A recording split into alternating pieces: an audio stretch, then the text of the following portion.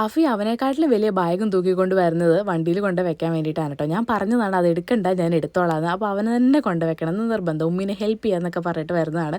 പിന്നെ ഞാനത് വാങ്ങിച്ച് വണ്ടിയിൽ വെച്ചു കേട്ടോ. നമ്മളിന്ന് തിരിച്ച് കാസർഗോഡേക്ക് പോകാൻ കേട്ടോ. ഇവിടുത്തെ വീഡിയോ എടുക്കലും കാര്യങ്ങളൊക്കെ കഴിഞ്ഞിട്ട് അങ്ങനെ വെള്ളമൊക്കെ എടുത്ത് വെച്ചു. ഒരു 6:15 സമയത്ത് നമ്മൾ വീട്ടിൽ നിന്ന് ഇറങ്ങി കേട്ടോ.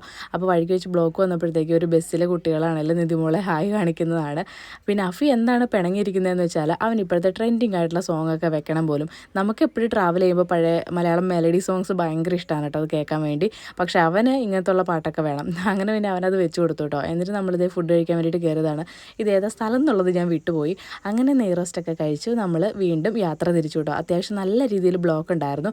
കാരണം ശനിയാഴ്ച വൈകിട്ടായതുകൊണ്ട് നല്ല തിരക്കായിരുന്നു. പിന്നെ കുറേ സമയം അവിടെ ഇങ്ങനെ ബ്ലോക്കിൽ പെട്ട് കിടന്നപ്പോൾ ഇക്ക ഒന്ന് പുറത്തേക്ക് ഇറങ്ങിയതാണ്. വെളുപ്പായപ്പോൾ ഒരു ചായ കുടിക്കാൻ വേണ്ടിയിട്ട് നിർത്തിയതാണ് കേട്ടോ. ഇതും ഏതാ സ്ഥലം എന്നുള്ളത് നോക്കിയിട്ടുണ്ടായിരുന്നില്ല. അങ്ങനെ നമ്മളിതേ കാഞ്ഞങ്ങാട് എത്തിയപ്പോൾ ബസ്സിൻ്റെ അടുത്തേക്കൊക്കെ ഒന്ന് പോയി. പിന്നെ നേരെ വീട്ടിലേക്ക് എത്തി.